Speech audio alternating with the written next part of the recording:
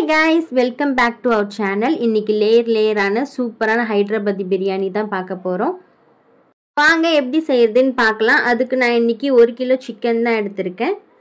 சிக்கனை மேரினேட் பண்றதுக்காக தேவையான மசாலாஸ் எல்லாமே முதல்ல ப்ரிப்பேர் பண்ணிக்கலாம். அதுக்கு தேவையானது கொஞ்சம் மிளகாய் தூள், கரம் மசாலா, உப்பு, தேவையான அளவு தயிர், இஞ்சி பூண்டு பேஸ்ட், புதினா, கொத்தமல்லி, ஹோல் ஸ்பைஸ் மசாலா, 2 தக்காளி, கொஞ்சோண்டு லெமன் ஜூஸ், ஒரு லெமன் போல் எடுத்து அதோட ஜூஸை ஆட் பண்ணி ஒரு பக்கம் அதை கலந்து மேரினேட் ஆகிட்டு ஓரமாக வச்சிடணும். அதில் 2 ஸ்பூன் ஆயிலும் கலந்துக்கணும். ஒரு கடாயில் ஆயில் வச்சு ஒரு நீல வாக்கில் வெங்காயம் அரிஞ்சு அதை நல்லா ஃப்ரை பண்ணிக்கணும். நல்லா ஆனியன்ஸ் ஃபுல் ஃப்ரை ஆகிற அளவுக்கு ஃப்ரை பண்ணிக்கணும். நல்லா கொஞ்சம் ப்ரௌன் ஆகணும், பிளாக் ஆகாத அளவுக்கு பார்த்து எடுத்துடணும். எடுத்துகிட்டு கொஞ்சம் 4 முந்திரியுமே அதில் ஃப்ரை பண்ணிவிட்டு நம்ம மேரினேட் பண்ணி வச்ச அந்த சிக்கனில் இது எல்லாமே ஆட் பண்ணி அது ஓரமாக ஒரு செட்டில் பண்ணி வச்சுக்கணும். சிக்கன் நல்லா மேரினேட் ஆனது ஒரு அடிகனமான பாத்திரம் வச்சு அதில் நல்லா கொஞ்சம் ஆயில் சேர்த்து இது எல்லாத்தையுமே அதில் சேர்த்துக்கணும். சைடில் பார்த்திங்கன்னா நமக்கு தேவையான ரைஸுமே வச்சுக்கலாம். ரைஸ் வைக்கிறதுக்கு பார்த்திங்கன்னா அதுலேயே லெமன் ஜூஸ், இஞ்சி பூண்டு பேஸ்ட், புதினா, கொத்தமல்லி, ஹோல் ஸ்பைசஸ் எல்லாமே ஆட் பண்ணி பாஸ்மதி ரைஸ் பார்த்திங்கன்னா ஒரு 1/2 குக் அளவுக்கு குக் பண்ணிடணும். ரைஸ் 1/2 குக் ஆகும்போது இங்கே சிக்கன் ஒரு 70% வேகிற மாதிரி பார்த்துக்கணும். சிக்கன் ஓரளவுக்கு வெந்ததுமே அதில் இருக்க நம்ம கிரேவி கொஞ்சம் செப்பரேட் பண்ணி எடுத்து வச்சுக்கணும். ரைஸ்மே பார்த்திங்கன்னா ஒரு 50% கிட்ட வெந்துருச்சு. சிக்கன் நல்லா வெந்துருச்சு. இப்போ நம்ம மேலே லேயர் வைக்க போகிறோம். குக்கான ரைஸில் பாதி போர்ஷன் எடுத்து இப்போ நான் ரைஸ் மேலே போட்டுக்கிறேன். பார்த்திங்கன்னா கொஞ்சம் குச்சியாக தான் இருக்கும். ஏன்னா ஒரு 50% போல் தான் வெந்திருக்கு. அதுலேயுமே எல்லா ஸ்பைசஸுமே நம்ம ஆட் பண்ணியிருக்கோம். இதில் என்ன ஸ்பைசஸ் ஆட் பண்ணியிருக்கோமோ அதே தான் சேம் மேரினேட் பண்ணுறதும் அதே தான் நம்ம பண்ணியிருக்கோம். ரைஸ்க்கும் அதே தான் பண்ணியிருக்கோம்.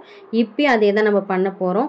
ஹைதராபாதி பிரியாணின்னாவே கலர் தான். அந்த கலர் நமக்கு தெரியும். அதனால் கொஞ்சம் கலர் தண்ணியில் கலந்து நம்ம கேசரி பவுடர் ஆட் பண்ணிக்க போகிறோம். அடுத்து நம்ம எடுத்து வச்ச கிரேவி கொஞ்சம் ஆட் பண்ணிவிட்டு அப்புறம் ஃப்ரைட் ஆனியன்ஸ் கொஞ்சம் மேலே அப்படியே ஆட் பண்ணிக்கணும்.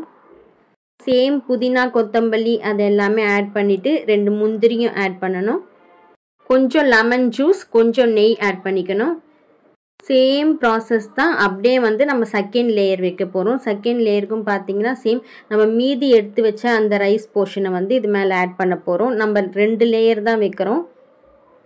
எல்லா ரைஸுமே நான் அங்கங்கே ஸ்ப்ரெட் பண்ணி விடுறேன். மற்ற பிரியாணியை விடவே இந்த பிரியாணி செய்யறதுக்கு ரொம்பவே ஈஸி ப்ராசஸாக இருக்குது. பார்க்கவுமே ரொம்ப ரிச்சாக டேஸ்ட்ஃபுல்லாக நல்லா இருக்குது. நீங்களும் இதை கண்டிப்பாக வீட்டில் ட்ரை பண்ணி பாருங்கள். உங்களுக்குமே ரொம்ப பிடிக்கும். சேம் இந்த செகண்ட் லேயர்லேயும் நான் மீதி கலரை இதில் ஆட் பண்ணிவிட்டு மீதி கிரேவி எல்லாமே இதில் ஆட் பண்ணிக்கிறேன். நெக்ஸ்ட்டு புதினா, கொத்தமல்லி, same lemon juice, oil, key.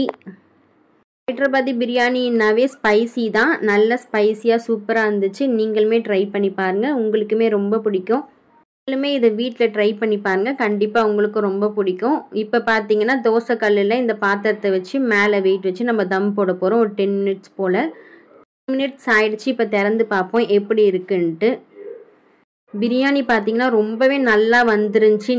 Biryani பார்த்தீங்கன்னா நீளமாக உதிரியாக சூப்பராக வந்துருந்துச்சு. டேஸ்ட்டுமே ரொம்ப நல்லா இருந்துச்சு. நான் கலர் தான் கொஞ்சம் அதிகமாக ஆட் பண்ணிட்டேன். அதனால தான் ரொம்ப கலர்ஃபுல்லாக தெரியுது. இல்லை ஹோட்டலில் பார்க்குற மாதிரியே ஒயிட் கலரில் அங்கங்கே ரைஸ் அந்த மாதிரி தெரிஞ்சிருக்கும். மற்றபடி டேஸ்ட் சூப்பராக இருந்துச்சு. தெரியும் ரைஸ் சிக்கன்லாம் நல்ல மசாலா பிடிச்சிருந்துச்சி. டேஸ்ட்டுமே ரொம்ப நல்லா இருந்துச்சு. எங்கள் வீட்டில் இருக்க எல்லாருக்குமே இந்த பிரியாணி ரொம்ப பிடிச்சிருந்துச்சி. இந்த வீடியோ உங்களுக்கு பிடிச்சிருந்துச்சுன்னா எனக்கு லைக் பண்ணுங்கள், கமெண்ட் பண்ணுங்கள். உங்களுக்கு தெரிஞ்சவங்களுக்கு இந்த வீடியோவை ஷேர் பண்ணுங்கள். என்னை மறக்காமல் சப்ஸ்கிரைப் பண்ணுங்கள். தேங்க்ஸ் ஃபார் வாட்சிங். பை.